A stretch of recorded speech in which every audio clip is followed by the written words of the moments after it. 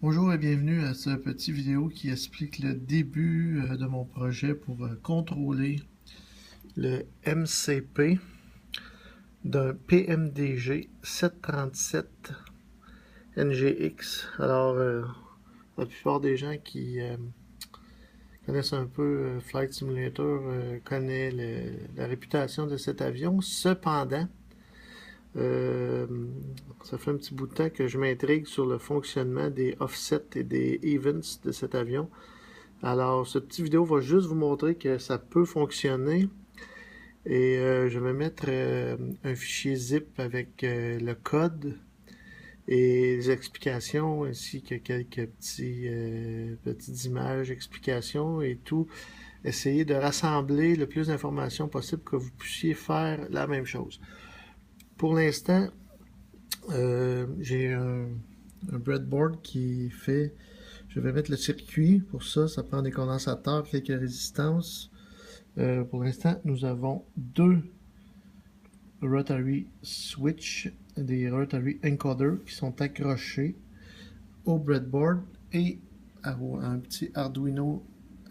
Pour l'instant, c'est un Uno, mais plus tard, on va utiliser un Mega, peut-être deux, dépendant de ce qu'on a besoin pour interfacer tous les switches nécessaires et les LCD ou versus les LED, là, les afficheurs à 7 segments pour reproduire un MCP complet qui va être seulement être alimenté par USB et qui va fonctionner avec le logiciel que vous connaissez peut-être qui se trouve à être Link to FS. La version expert nous permet de customiser, pardonnez-moi l'expression, mais de customiser nos offsets et aussi de customiser nos inputs avec les codes ici que vous voyez, que vous allez trouver dans les documents que je vais rassembler avec le zip. Chose triste pour l'instant, on est limité à 25. Ici, on a deux tables FSUIPC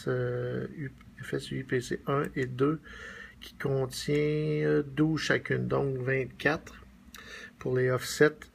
J'ai lu qu'on pouvait rouler plusieurs instances, plusieurs en tout cas, quelques instances du logiciel en les accrochant à différentes cartes.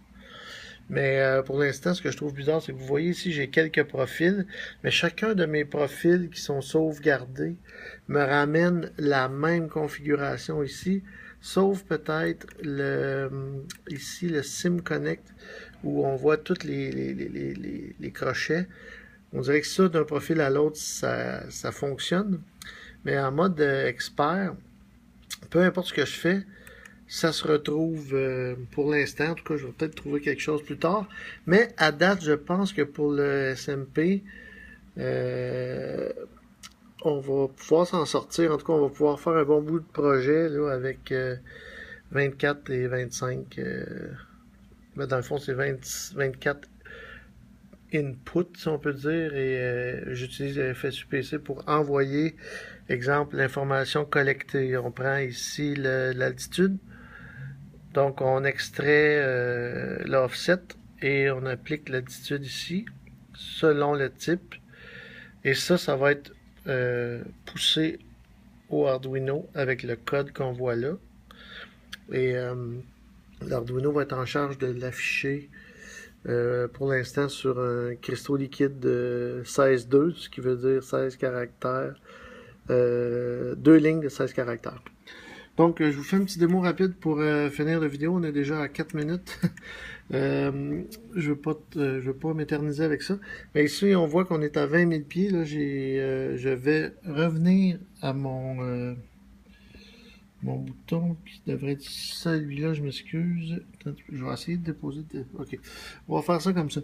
Ce que je fais présentement, c'est que je vais tourner le rotary. Et puis, vous allez voir l'attitude qui descend ou qui monte. Donc, ce que je fais, c'est que ce rotary-là est branché sur l'Arduino. Et vous allez voir dans le programme, j'ai mis le plus de commentaires possible avec la description de comment brancher le tout. Présentement, il y a juste, comme je vous disais, 2 fonctions. Mais c'est très facile d'en ajouter une fois que vous avez la liste des events. Et puis la deuxième ici, vous voyez le fil vert et jaune, présentement a été configuré pour le heading. Donc si j'incrémente, je tourne à droite mon heading, ou je descends, je tourne à gauche. Alors voilà.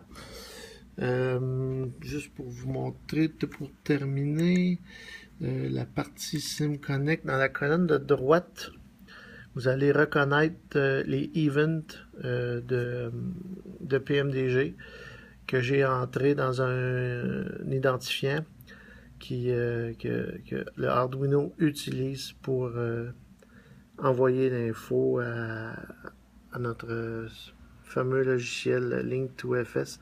Sans lui, je ne sais pas par où j'aurais commencé. Déjà, de trouver les offsets, ça me prend un peu de temps de comprendre.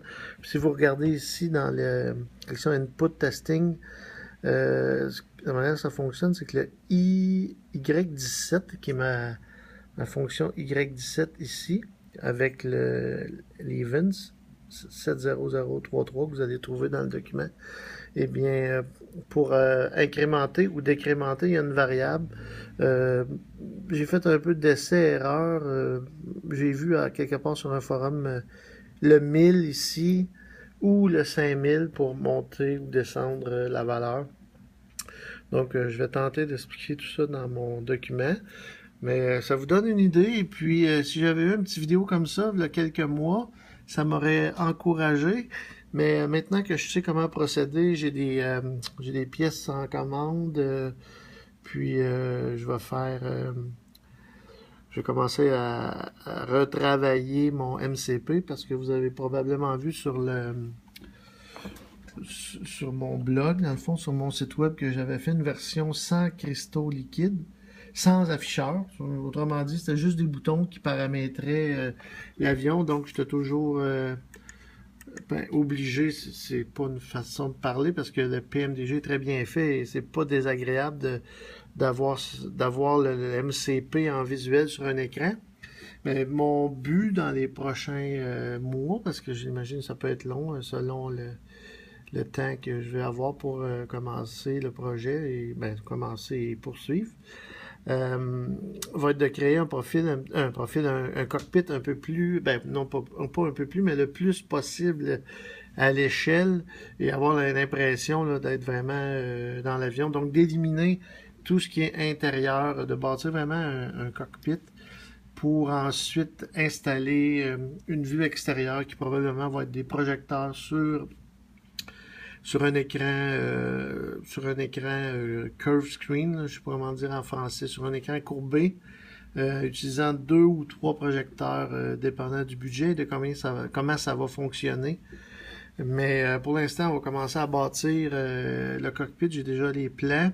Je vais sûrement faire une autre petite vidéo là-dessus pour le début, mais en même temps, ça n'apprend pas grand-chose aux connaisseurs parce que la plupart des gens qui sont rendus à ce stade-ci de vouloir bâtir le MCP versus l'acheter je l'ai vu à 525$ US, qui est la version GoFlight. Je la trouve pas très réaliste. Bon, on n'est pas si loin, mais j'aime de loin la version de Flight Deck, mais on arrive ici à 1200$, je pense. Mais peut-être ça inclut le FIS, oui c'est ça, le FIS qui est ici. En tout cas, bon, j'ai trouvé ça un peu dispendieux, puis en même temps, mon plaisir, c'est de bâtir le cockpit. Alors, si vous êtes comme moi, l'information que vous allez trouver suite à ce vidéo, dans probablement un lien un peu plus bas ou en quelque part dans le blog, sur mon site, dans la version MCP, ça va vous intéresser beaucoup. Et je compte bien sûr faire d'autres vidéos. Alors j'arrive à mon 10 minutes déjà. Je pensais jamais faire un exposé de 10 minutes pour quelque chose. Et voilà, c'est fait. Alors, merci beaucoup et bienvenue sur benoîtcampeau.com /FSX. Et n'oubliez pas de suivre pour la suite les dénouements de l'histoire. Alors, au revoir.